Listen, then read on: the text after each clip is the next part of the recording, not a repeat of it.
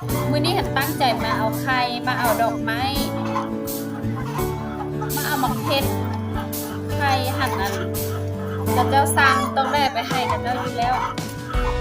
สรุปแล้วก็ได้5แต่5เทเนาะตอมเก่าพวกกระเจ้าเอามาขายให้เอาไก่มาขายให้เอาไก่บ่ครบ18อาทิตย์เนาะมันจะบ่แม่นแล้วค่ะเอามาได้3อาทิตย์เกือบ4อาทิตย์ละแสดงว่าตอนกระเจ้าเอามาขายให้น่าจะ14-13อาทิตย์บ่ก็ตัวขายเนาะก็คือสิแม่นเทื่อเดียวนี่แหละสิเอานำกระเจ้าตัวจังถ้าขายนำกันบ่ได้ตัวมือบ่ใครจะหน่วยเท่านะตัวมือนี่บ่มันมีอยู่ตรงนี้แบบอันนี้ตัวมือนี่ค่อยว่า12-13อาทิตย์นึงคุณน้องอาทิตย์ละเบิ่งนี่บ่เขาเบ้าอ่ะตัวทอมีเบิ่งนี่เด้นี่ทุกคนตัวนี้ก็แม่นไข่ที่เฮาได้เนาะได้แต่เท่านี้เด้อทุกคนแบ่งกันเด้อเยอะๆนะวัดเด้อวัดเด้อสบายดีทุกคนมื้อนี้มาพบกับซันนี่ในช่อง Sunny Channel เนาะมื้อนี้เป็นมื้อวันอาทิตย์เนาะซึ่งว่าสิไปสวนตามที่ซันนี่เคยเว้าไว้เนาะก็คือจะไปเก็บหมากเพชรแล้วก็เก็บดอกไม้และอีกอย่างก็คือเอาแนวห้องไปให้พ่อเนาะซันนี่เอามาโดนแล้วตัวนี้เอามาแต่ห้องการเนาะมันจะเป็นนั้นตัวที่ก็จะสิเอาทิ่มเนาะก็จะเอาเครื่องเข้าเครื่องเอามาใส่อุปกรณ์ห้องการเนาะแต่ว่ามันจะเป็นฟองก็จะเอิ้นว่าจังได๋ซันนี่บ่แน่ใจเนาะก็คือซันนี่เอามาเนาะซันนี่เอามาสิเอาไปให้พ่อห้องบอนไข่ตัวที่ไข่ตกลงมาเนาะเพราะว่าผ่านมานี่ไข่ตกลงมาแล้วมันจะเป็นแบบจังซี่เนาะสมมุติว่าไข่ตกลงมามันมาฮอดนี่แล้วมันไข่จะแตกเนาะพอก็เลยว่าเอามาให้พ่อสิไปห้องอันบอนนั่นไข่ลงหั่นแต่ว่าเดี๋ยวนี้หั่นมาฮอดเฮือนแม่ก็พักไปซื้ออีหยังมาแล้วเกี่ยมสิไปแต่ว่าตีนรถแม่ไปเหยียบใส่เหล็กเนาะเหยียบใส่เหล็กตะปูเดี๋ยวนี้แม่กำลังเอาไปห้านแปลงรถเนาะให้เพิ่นจอดให้แล้วซันนี่ก็เลยว่ามาซักเครื่องก่อนเพราะว่าซันนี่เอาเครื่องมานำซันนี่บ่ทันซักก็เลยมาซักอยู่เฮือนเนาะมีแต่ว่าซันนี่ซักเครื่องแล้วเนาะเครื่องก็เป็นเครื่องที่เกี่ยมไปบ้านเนาะเป็นเสื้อแขนยาวเนาะอยู่ไสหญ้ามันจะหนาวเนาะซันนี่ซักแล้วแม่ก็น่าจะมาเนาะตอนนี้ก็ยังบ่ได้กินข้าวเช้าอีหยังเทื่อดอกเดี๋ยวมีแต่ไปเจอกันอยู่สวนเนาะตอนที่ซันนี่ไปช่วยพ่อห้องท่านซันนี่บ่ฮู้ว่าสิเอิ้นว่าจังไดเนาะมีแต่ให้ทุกคนไปติดตามนำกันเนาะทุกคนตอนนี้แม่ก็มาแล้วเนาะมีแต่สิเกี่ยงไปแล้วเครื่องก็มาซักต่อตอนแลงอ่ะปะแล้วนี่ตอนเช้านี่ซันนี่มาเนาะมาก็มาเหยียบขาหมาตัวนี้เนาะหมาหมีตัวนี้มาเหยียบขาอ๋อจิ๊กคิดว่าขาสิหักก็บ่หักซ้ำตกใจเบิดไข่แต่ว่าซันนี่เอาแวนลดลงเนาะเวลาไข่ประตูแล้วมันแล่นไปมันโตน้อยเนาะซันนี่บ่เห็นมันโตน้อยแต่ว่ามันอ้วนซันนี่ก็เลยบ่เห็นมันใครแต่ว่าเอาแวนลดลงแล้วก็ได้ยินเสียงลงมาเบิ่งมันจะเหี่ยวเหียแบบนั้นนะคือแลนมาหาเฮาให้เฮาเบิ่งให้นี่แหละเหี่ยวซันนี่ก็กอดเอาเนาะตัวนี้สิเอาไปสวนเฮ้ยมีน้อยจะสิไปสวนได้นี่ไปเกียมโต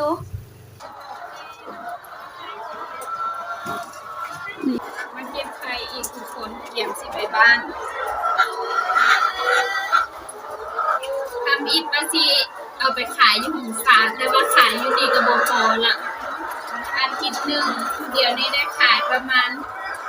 คนสั่งประมาณ50แตะ50แกะ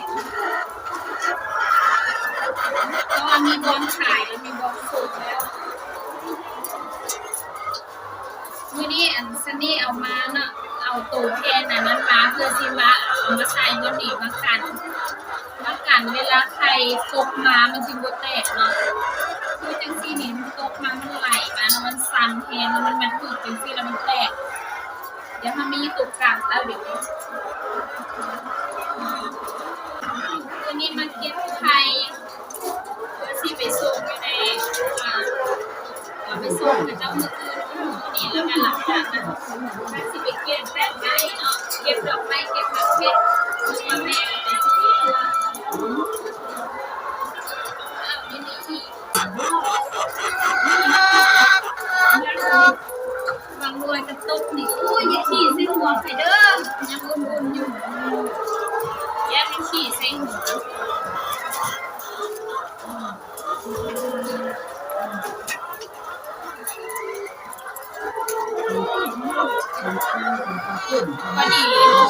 พอดีว่ามาฮอดเนาะมาฮอดจะได้เก็บไข่เพราะก็ได้ใส่แมสเพราะว่ามื้อนี้น่าจะได้หลายเพราะว่าพันนั้นน่ะแต่มื้อนี้น่าจะจ่ายที่เด้อเดี๋ยวเขาไปนับน้ำหนักเนาะคนว่าได้เท่าไหร่มื้อนี้ตามที่สังเกตเนาะน่าจะหลายละเพราะว่าเทียบใส่มื้อนั้นหั่นยังน้อย เดี๋ยวมานับเบิ่งก่อนว่าได้เท่าไหร่พี่ฝุ่นมื้อนี้หันตั้งใจมาเอาไข่มาเอาดอกไม้มาเอาหมกเพชรไข่หั่นอันกับเจ้าสั่งต้องได้ไปให้กับเจ้าอยู่แล้วเดี๋ยวตัวนี้หน่วยใหญ่ๆเนาะแน่นแล้วพอนี่บ่มันแตกมันหมุนวิธีเนาะมันจะมีบอลซุปนี่นะแม่เบิ่งเด้อใส่เฮ็ดให้เบิ่งถ้ามันถึกนะดิมันจะเป็นอันนี้นี่เฮ็ดนั่นนี่แล้วไข่แตกบักหลายๆนี่นะมันมาฮอดบ่นี่แล้วมันดันบ่แม่นนี่มันเป็นแบบนี้ไข่ตัวหน่วยใหญ่ๆนี่เฮาก็จะแยกเนาะเริ่มได้หลายแล้วเฮาก็จะมีแบบว่าราคาหลายราคาเพิ่มขึ้นแล้วเนาะแต่กี้เฮาจะขายได้ราคาขนาดน้อยสุดก็คือ 45,090 บาทต่อไปก็น่าจะมี50 55อีกอย่างห้านทรงเฮาก็มี 2-3 ห้านแล้ว แต่ว่าไข่เฮานี่ยังบ่พอส่งเทื่อบ่พอกันได้แบ่งกันก่อนอาทิตย์นี้พุ่นแหละหลังจากที่มาแต่หงสาพุ่นแหละเบิ่งว่าสิได้เท่าใดอาทิตย์นี้ยอดจองไข่50แผงอุ่นอยู่นึงแตกจนสมนี่อันนี้มันเริ่มไปจนละนี่เด็ก อยู่หั่นแต่นึงเนาะ มันเริ่มไปเลย ปกตินี่ถ้าเฮาอันมาเก็บนี่ เลยก็นี่นึง อันนี้ เธอจะแตะเดียว ยังอีกเทื่อนึงได้ยังอีกตอนแรงอีกได้ปกติเฮาเก็บ2เทื่อเนาะตอนสวยจังซี่แล้วก็ตอนแรง1 2 3 4สรุปแล้วก็คือน่าจะเท่าเก่าเด้อ เป็นลูกปีนมาจากกอง ลุงปีนอีพ่อว่าเขาอันเอาไก่มาส่งแล้วเขาเซิร์นแนวนั้นที่จริงบ่แม่นเด้เขาสังเกตเบิ่งแล้วถ้าเซิร์นแนวนั้นแล้วไข่แตกมันไข่แตกมันมาแตกอยู่บอนทางกลางหั่นเลยแม่ได้4แตะกับ3หน่วย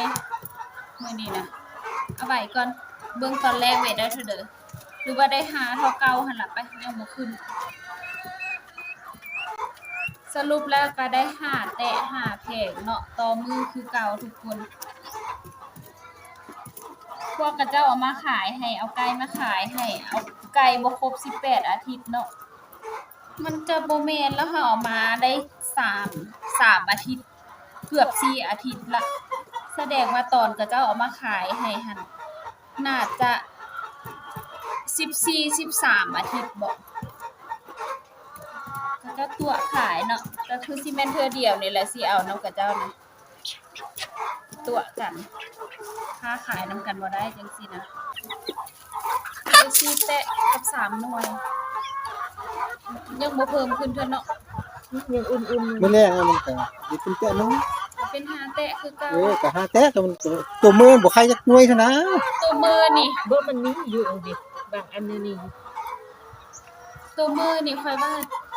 12 13อาทิตย์นึงพุ่นเนาะเฮาอาทิตย์ละ เบิ่งนี่บักเขาเบ้าอ่ะกระท่อมีเบิ่งนี่เด้นี่ บ่ต้องซื้อเนาะค่ะจักเทื่อเด้แบบนี้ล่ะเมาให้เขาเพิ่มเจ้าละผิดตัวนั่นน่ะสิค่อยก็กำลัง อันน่ะมันซับคุณคีกันใต้อีพ่อครัวเบิ่งรู้เยอะสุดซับหมดปมือนี่ขึ้นประมาณ2 ขึ้นประมาณ2อาทิตย์พุ่นแหละใคร 2อาทิตย์เฮาเอามาจักอาทิตย์ป้าแม่แม่งงอดระวังเด้อยานเด้ค่ะแม่ จนสีมัน ยานไปหมดเด้อบัดนี้ไข่อีกแล้วแตกอีกแล้วทุกคนตอนนี้ไข่ก็เริ่มใหญ่ขึ้นหลายแล้วตัวนี้น่าจะเป็นเบอร์2เนาะปกติเฮาจะบ่ค่อยได้ไข่เบอร์2นะโอ้ยไก่นี่วงไปสั่นหมดแล้วปกติเขาจะบ่ค่อยได้เบอร์2เนาะแต่ว่ามื้อนี้ได้เบอร์2ซันนี่จะแยกไว้ต่างหากเนาะก็คือว่าผ่านมาเนาะเฮาก็บ่คือว่าบ่ได้กำไรแหละแต่ว่าเฮาจะขายอาศัยขายออกเพื่อเอาลูกค้าซื่อๆเนาะตัวนี้ซันนี่จะแยกเนาะเพื่อให้ได้ราคาเพิ่มขึ้นเนาะจะแยกต่างหากเนาะซึ่งตัวนี้ซันนี่จะมาคัดเพราะว่าพอจะใส่บ่ถูกทางเนาะเพราะค่าใหม่เนาะเพิ่นจะบ่เพิ่นใส่บ่ถูกทางซันนี่ก็จะมาอันนั้นบางเทื่อเฮาใส่บ่ถูกทางเราก็จะเฮ็ดให้ไข่เฮาแตกแน่เนาะซันนี่ก็มาแปลงจังซี่แล้วจึงไปคัดขนาดอีกเทื่อนึงซึ่งว่ายอดจองเฮาก็เริ่มหลายขึ้นแล้วเนาะก็ถือว่าเป็นเรื่องที่ดีเนาะแต่ว่าสิ่งที่บ่ค่อยดีก็คือว่าไข่เฮาบ่เพิ่มขึ้นเลยลูกค้าเฮาหลายแต่ว่าไข่หันบ่พอขาย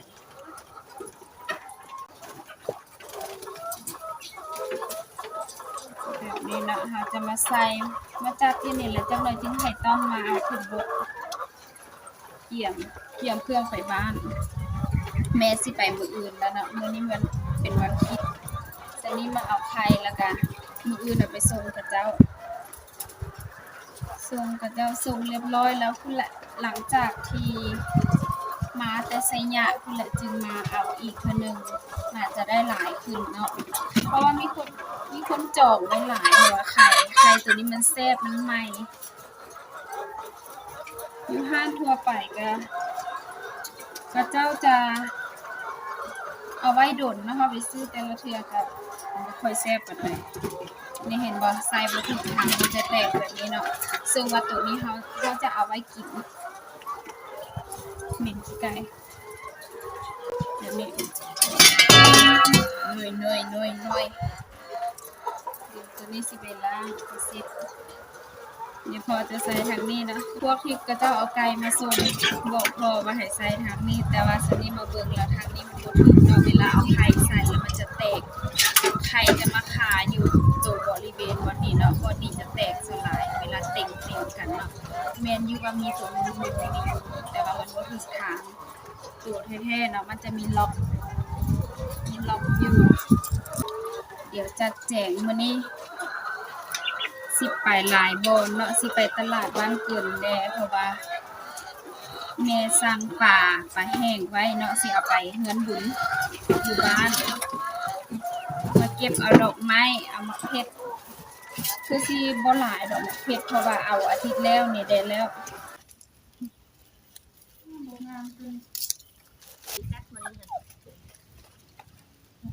ไปอ่ะอยู่ไหนนี่เด้อเก็บดอกไม้ก็มีคนมาเฝ้าเนี่ย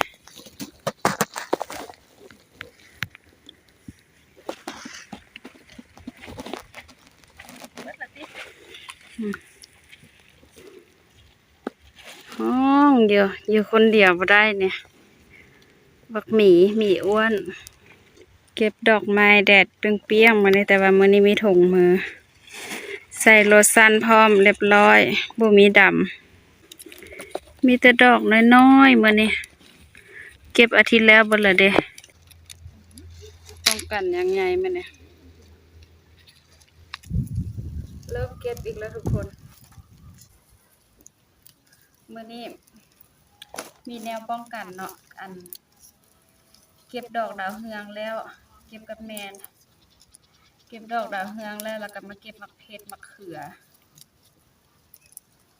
ตอนนี้ใส่โลชั่นใส่ถุงมือกันไว้มื้อนี้ใส่กรุ๊ปแบบนี้ตากแดดก็บ่เป็นหยังบ่มีดำปาดใส่กันแดดพุ่นล่ะเสือก็บักหลายๆแม่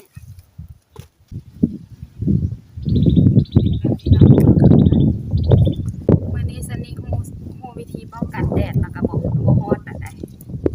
มื้อนั้นจุดสิเป็นลมแล้วก็บ่ได้เอาคันห่มมากางบ่เกะกะเนาะใส่หมวกตัวนี้เย็นๆเอาผ้าปิดปากใส่มือก็ใส่ถุงมือตีนก็ใส่ถุงตีนแบบนี้ส่งขายาวมันเย็นอยู่เลยทุกคนลมก็พัดอยู่เนาะสบายอีก2 ชั่วโมงก็ยังไหวขี้โมไปอีก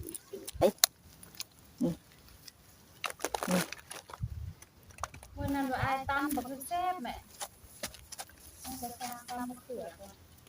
ต้มก็พอกันมาละไปซื้อหำ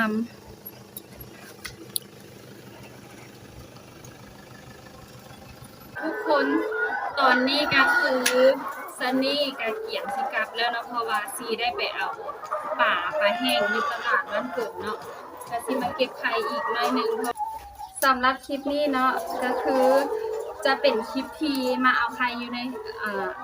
มาเอาไข่ไปให้ลูกค้าแล้วมาเอาไข่จากสวนตัวย่อยแล้วก็มาเก็บดอกดาวเฮืองให้แม่ไปบ้านมื้ออื่นเก็บดอกดาวเฮืองเก็บมักเพชรซึ่งว่ามาเก็บเสริมเนาะมักเพชรหันเฮาซื้ออยู่ตลาดอยู่แล้วเนาะแล้วเฮามาเก็บเสริมเพราะว่าเฮาได้มาเอาไข่แล้วเด้เอาไข่ไปส่งลูกค้าแล้วจังได๋ก็ต้องได้มาหั่นน่ะซันนี่ก็จะลวกเข้าน้ำกันเลยเนาะรวมทั้งหมดเข้าน้ำกันเนาะสำหรับคลิปนี้ก็ซันนี่ก็ต้องขอตัวลาไปก่อนเนาะเพราะว่าสิได้ออกไปตลาดบ้านขุนเนาะไปเอาอันนั้นแล้วก็สิได้กลับไปบ้านเตรียมไปซักเครื่องอีกแล้วเครื่องยังบ่แล้วค่ะเนาะสำหรับใครที่มาคลิปนี้ก็อย่าลืมกดไลค์กดแชร์กด Subscribe ให้ซันนี่เด้อเพื่อเป็นกำลังใจในการเฮ็ดคลิปเนาะบางเทื่ออาจจะมีอีกคลิปนึงหรือบ่บางเทื่อก็ไปเจอกันอยู่หูสาเลยเนาะไปเจอกันตอนเดินทางเนาะว่าสิเป็นจังไดเนาะเดี๋ยวซันนี่ถ่ายให้เบิ่งสำหรับมื้อนี้ขอตัวลาไปก่อนเด้อบ๊ายบายทุกคนสบายดีเจอกันใหม่คลิปหน้าเด้อ